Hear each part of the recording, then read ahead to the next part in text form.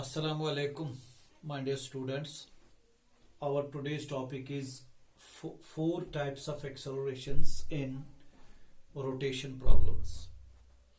In the previous lecture, this is class 11th. In the previous lecture, we have gone through angular displacement, angular velocity, and the relations between them. Now, today, our topic must be angular acceleration. But we have to deal all types of accelerations which are involved here in the rotational problems. So that is why our topic is four types of accelerations. So we will start the topic here. First point, you remember that there are four types of accelerations in rotation problems. Number one, centripetal acceleration.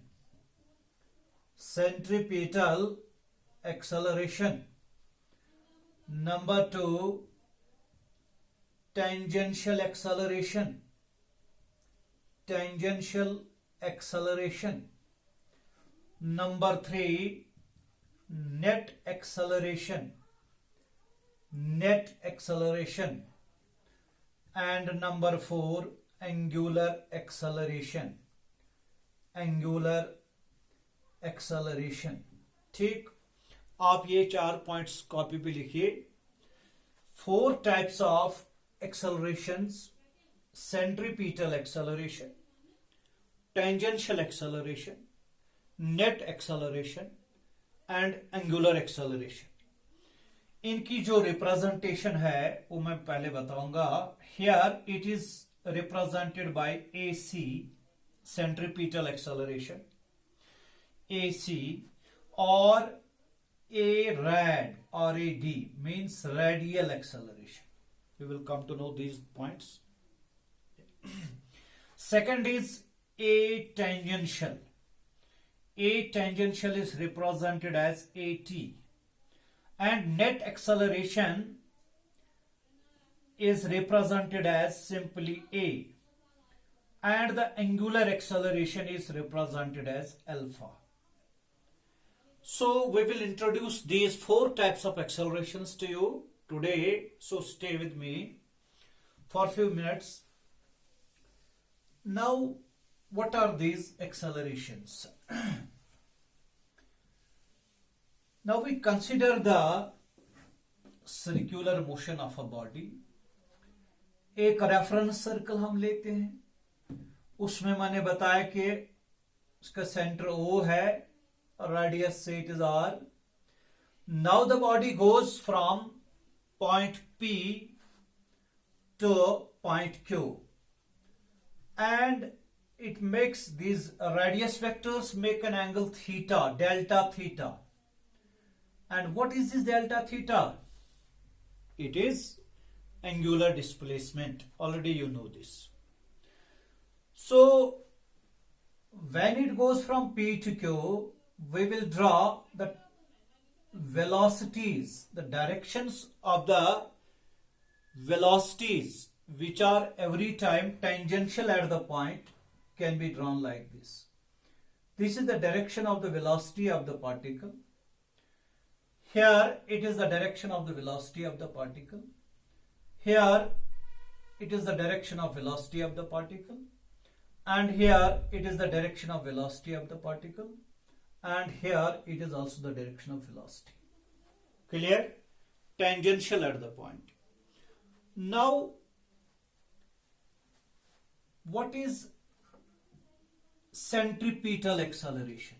First point is, what is centripetal acceleration? तो आप इस तरह याद रखेंगे कि जो ये circular motion है, it is always an accelerated motion. उसका ये मतलब है कि वेलोसिटी चेंज हो रही है every time. Now if the direction of velocity changes, then its acceleration is centripetal acceleration.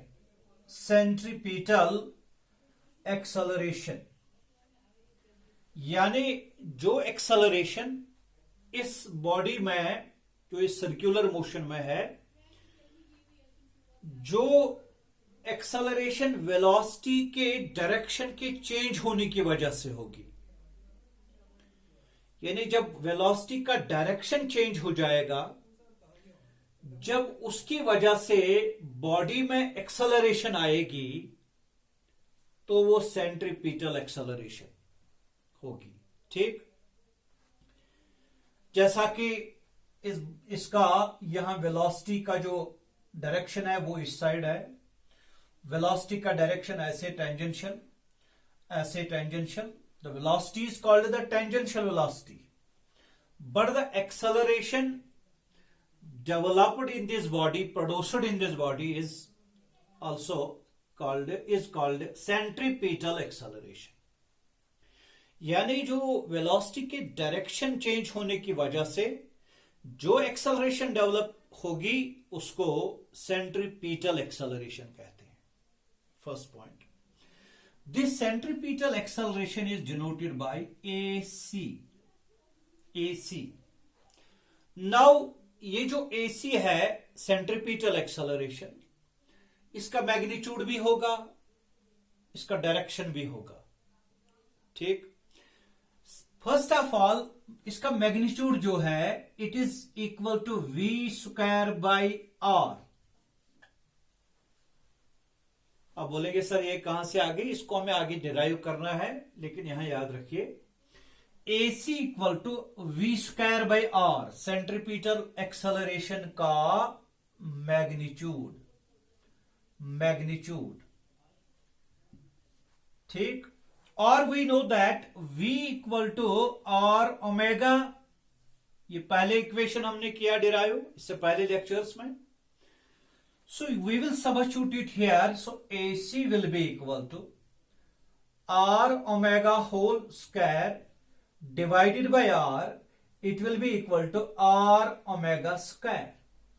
तो ये सेंट्रीपिटल एक्सेलरेशन का मैग्नीट्यूड होगा। अब इसका डायरेक्शन जो है वो कैसे होगा, आपको याद रखना है, it is always directed, note साथ साथ बनाएं आप, always directed towards the center of the circle, center of the circle। ठीक, यानी अगर हमें यहां सेंट्रीपिटल एक्सेलरेशन दिखाना है, it is always directed towards the centre of the circle. Centripetal, centre seeking towards the centre. यहां डायरेक्शन ढूंढनी हो सेंट्रीपिटल एक्सेलरेशन की तो लाइक दिस। ठीक, यहां ढूंढनी हो ऐसे। So we will always have the direction of the centripetal acceleration towards the center of the circle in which the body is revolving।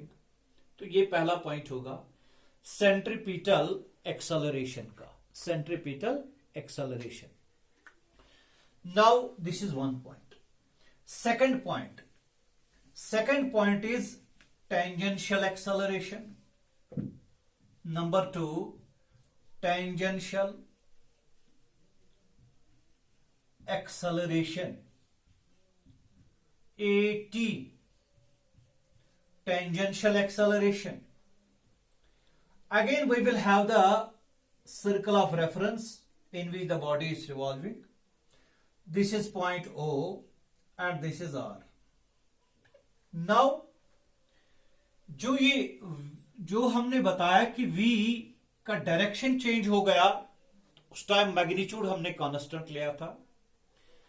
अब अगर हम ये कहेंगे कि if the magnitude of the velocity also changes, magnitude of velocity changes, मतलब magnitude of velocity का मतलब हो गया स्पीड, यानी when it is having different speeds at different points, से यहां 10 मीटर पर सेकेंड, यहां 15 मीटर पर सेकेंड, यहां 20 मीटर पर सेकेंड। तो ऐसा भी हो सकता है कि कोई बॉडी रिवॉल्व करेगा तो कभी ये तेज घूमेगा, कभी आहिस्ता घूमेगा, उस टाइम हम बोलेंगे उसकी स्पीड जो है वो वेरी होती है। ठीक है, अगर ये खाली डायरेक्शन बदलेगा, सर्कुलर मोशन दिखाएगा with constant speed, then it is having centripetal acceleration. Now ये जरूरी नहीं है कि हमेशा डायरेक्शन ही बदल जाए, मैग्नीट्यूड भी इसका चेंज हो जाए। तो अगर इसका स्पीड यानी वैल्यू चेंज हो जाएगा सर्कुलर मोशन में, तब इसमें एक और वेलोसिटी एक्सेलरेशन आएगी। चेंज होता है वेलोसिटी, मैग्नीट्यूड में चेंज होता है, तब उसमें जो एक्सेलरेशन आएगी due to change in magnitude of the velocity, then it is called a tangential acceleration, then it is called a tangential acceleration. तो याद रखना है, when the magnitude of velocity changes, then the acceleration is tangential acceleration, tangential acceleration। जैसा कि यहां मैं कह सकता हूं, यहां इसकी टेंजेंशियल वेलोसिटी है, अगर यहां इसने 10 मीटर पर सेकंड स्पीड दिखाई, तो यहां इसने 10 मीटर पर सेकंड के बजाय 15 मीटर पर सेकंड दिखाई, या इसकी स्पीड कम भी हो सकती है। when it is magnitude of velocity, that means when it is speed changes, increases or decreases, then it has tangential acceleration. Now what is the direction of the tangential acceleration? इसका direction भी होना चाहिए, इसका magnitude भी होना चाहिए। जो इसका डायरेक्शन है, पहले मैंने डायरेक्शन ही यहां बताया, डायरेक्शन इसका वही है जो टेंजेंशियल वेलोसिटी का है। लेकिन अगर ये वेलोसिटी इसकी बढ़ जाती है, तब इसकी जो एक्सेलरेशन की जो डायरेक्शन है, it is same as that of v। यानी अगर यहां v बढ़ जाता है तो एक्सेलरेशन, टेंजेंशियल एक्सेलरेशन का डायरेक्शन भी वही है। अगर यहां समझो, यहां मैं बताऊंगा, अगर इसकी वेलोसिटी, इसकी स्पीड कम हो गई है, तो उसका जो वेलोसिटी का डायरेक्शन है वो आगे है, लेकिन एक्सेलरेशन, टेंजेंशियल एक्सेलरेशन का डायरेक्शन उसके पीछे होगा, opposite to it. So it depends upon whether v is increasing और decreasing. So accordingly it is in the direction of v और opposite to the direction of v। This is direction. Now what about its magnitude? At, it will be equal to d by dt of mod of v, यानी चूंकि ये speed के change होने की वजह से है, mod of v means here speed, so at equal to d by dt of mod of v. So this is the point to be noted. At equal to d by dt of mod of v. Simple. अगर mod v constant है, अगर speed constant है, तो d by D T of mod of v 0 होगा, तो tangential acceleration भी 0 होगा। लेकिन ये पॉइंट याद रखना है कि सेंट्रीपिटल एक्सेलरेशन AC उस टाइम v² बाय r जरूर होगा, क्योंकि ये आपको क्लियर होगा कि जब भी सर्कुलर मोशन है उसमें सेंट्रीपिटल एक्सेलरेशन डेफिनेटली है, sure. We can have tangential acceleration और we cannot have tangential acceleration, but once we talk of the circular motion we have centripetal acceleration. अगर सर्कुलर मोशन होगा तो सेंट्रीपिटल एक्सेलरेशन श्योर है. Centripetal acceleration is sure. तो अगर इसकी speed भी vary होती है then we are having again one more value that is tangential acceleration. But if it is speed is constant when we talk of uniform circular motion then AT will be equal to 0. Remember this point. Third point, we are having net acceleration. Net acceleration, जिसको हमने A से represent किया. Net acceleration is the resultant of tangential acceleration and centripetal acceleration. Resultant of tangential acceleration, पहले मैं लिखूंगा centripetal acceleration, and tangential acceleration. Tangential acceleration, और we can say it is the acceleration due to change in velocity of the body both in magnitude as well as in direction. इस तरह मैं लिखूंगा A will be equal to dv by dt.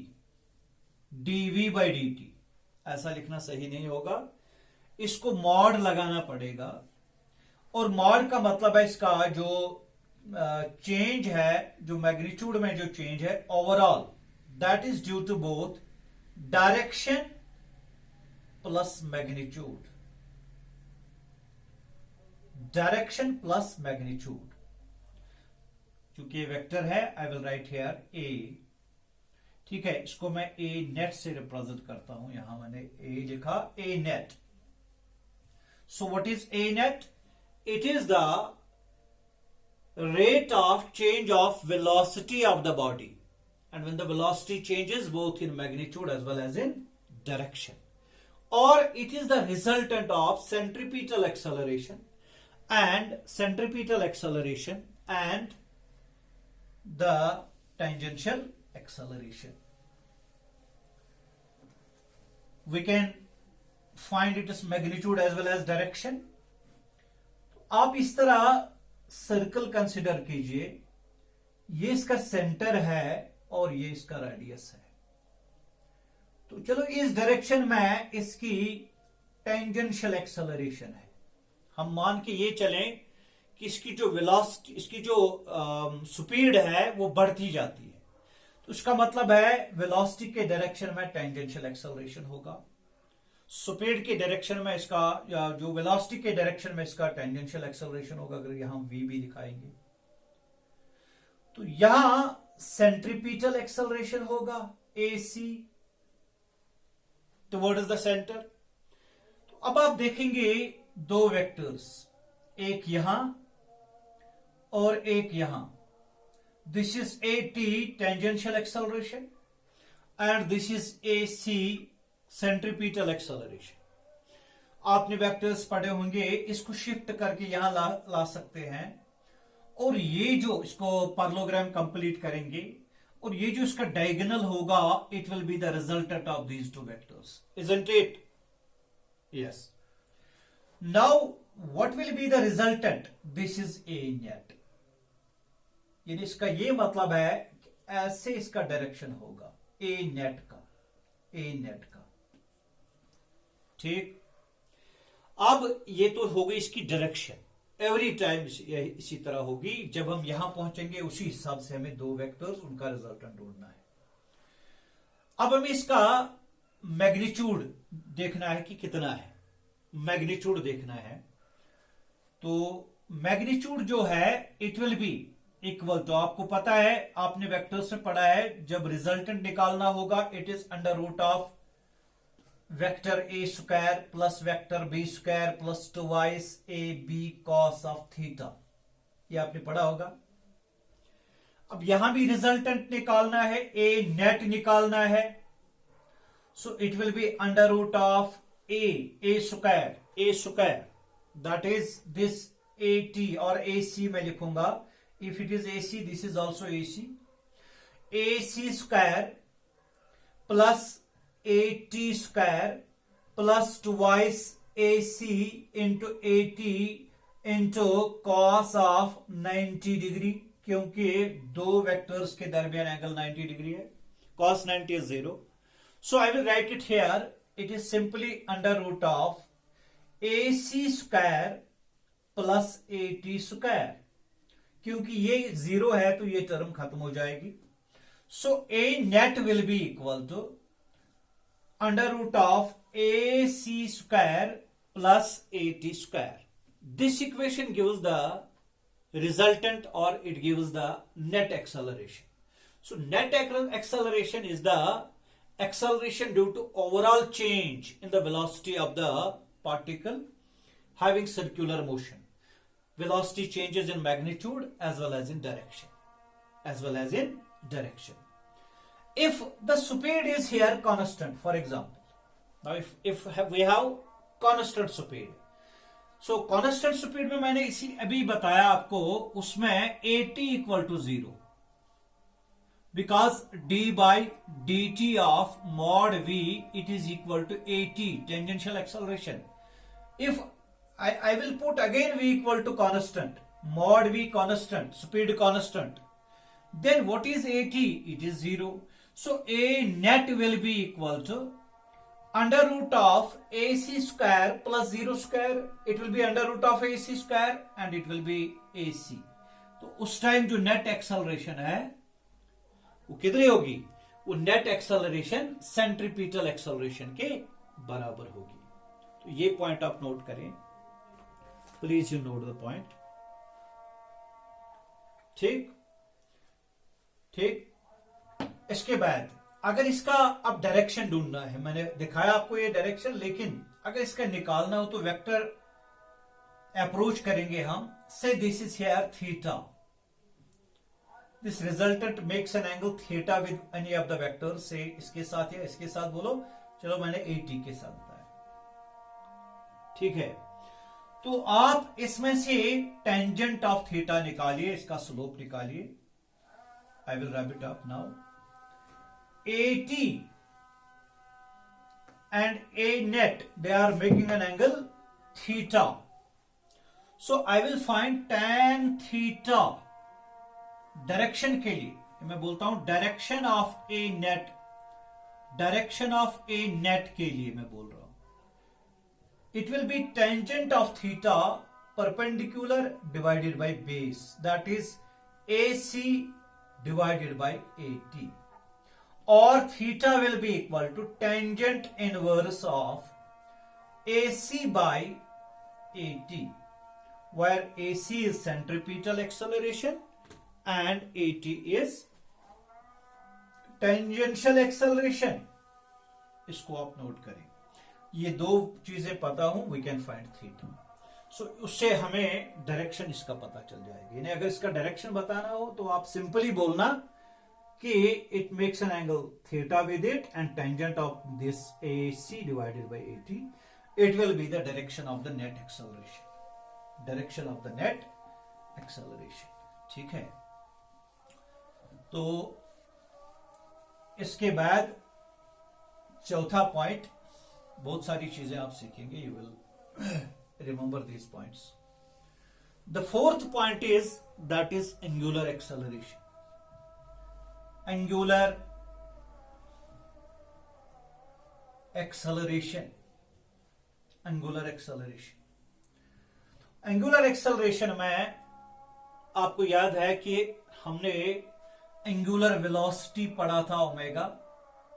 Angular velocity किस रफ्तार से change हो रही है बॉडी में, वो एंगुलर एक्सेलरेशन डिफाइन करेगा. So angular acceleration is defined as rate of change of angular velocity with respect to time. It is denoted by alpha, and alpha average will be written as delta omega divided by delta t. बिल्कुल उसी तरह, इस तरह हमने इससे पहले बताया था एंगुलर वेलोसिटी के लिए, एंगुलर डिस्प्लेसमेंट के लिए. और अल्फा इंस्टेंटेनियस, ये तो लंबे टाइम इंटरवल के लिए, और ये तो at a particular instant of time. ये चीजें आपको पता है. D omega by D T, D omega by D T. ठीक है, याद है ना आपको जब हमने पढ़ा था यहां एस लीनियर डिस्प्लेसमेंट, उसके बदले में हमने यहां थीटा लिया था. चलो यहां लीनियर डिस्प्लेसमेंट में लिखूंगा, लीनियर मोशन में लिखूंगा, लीनियर मोशन. ये angular motion, circular motion for example. फिर इनके दरमियान रिलेशन भी हमने ढूंढा था. Relation is S is equal to R theta. ठीक, फिर हमने यहां वी लिया था, यहां ओमेगा, तो v equal to R omega. Circular motion में ट्रू है ये. ठीक है, तो इसी तरह हम एक और रिलेशनशिप, हम यहां a लेते हैं एक्सेलरेशन, और यहां उसके बदले में अल्फा लेते हैं. This is linear acceleration and this is angular acceleration. But this point is to be noted, ये जो एक्सेलरेशन है ये कौन सी एक्सेलरेशन है? It is tangential acceleration, tangential acceleration, and it is here angular acceleration. क्योंकि ये कौन सा है? टेंजेंशियल होगा, नेट होगा, सेंट्रीपिटल होगा, इसमें कंफ्यूजन होगा आपको, इसलिए याद रखना है इट इज टेंजेंशियल. जनरली हम लिखते हैं ए और उसके बदले में अल्फा लिखते हैं, बट एक्चुअल में ये टेंजेंशियल एक्सेलरेशन है. So we will find the relationship. ये रिलेशनशिप पेंडिंग है. सो आप नीचे लिखें, ये तो आपको याद ही है, it is vector quantity, axial vector है. दूसरी बात, इसका यूनिट क्या है? यूनिट क्या रहेगा इसका? डेल्टा ओमेगा रेडियन पर second divided by second, it is radian पर सेकेंड स्क्वायर. अल्फा का रेडियन पर सेकेंड स्क्वायर होगा यूनिट. तो इसके बाद यहां रिलेशन बिटवीन, इसी के साथ relation between A and alpha, but A is here A tangential. We know that, very simple, we know that V equal to R omega. इससे पहले हमने इसको डिराइव किया. नाउ इसको डिफरेंशिएट करके दोनों साइड में dV divided by dt, it will be equal to d by dt of R omega, और it will be R bar आएगा D omega by D T. And D omega by D T अभी आपने सुना, it is alpha. तो dv by D T, it is v is tangential velocity and it is here tangential acceleration at. It will be equal to R omega D omega by D T, it is all alpha. तो तीसरी जो relationship, ये जो relation जो pending थी उसमें comparison में जो मैंने दिखाया, तो आप लिख सकते हैं S is equal to R theta, V equal to R omega, and A equal to A tangential, it is equal to R alpha. बहुत सारे लोग इसको लिखते हैं A equal to R alpha, वो ठीक नहीं होगा, AT equal to R alpha. ठीक है, now we will give you some questions. तो मैं जानना चाहता हूं आपको क्लियर हो गया कि नहीं. Question 1, this is first question here. Simple question मैं बताऊंगा आपको. If, question number 1, if mod v is constant, अगर मॉड v यानी स्पीड कांस्टेंट है, सर्कुलर मोशन हो रही है, तो बोलो at क्या जीरो होगा या नॉन जीरो यही बताना है। इसमें सर्कुलर मोशन है, सर्कुलर मोशन एज्यूम करना है, तो आपको जीरो और नॉन जीरो बताना है। 80, इसके बाद AC इसका वैल्यू बताना है, और उसके बाद A net, and you have to find alpha, ये चीजें। Now first of all what is this 80? Tangential acceleration.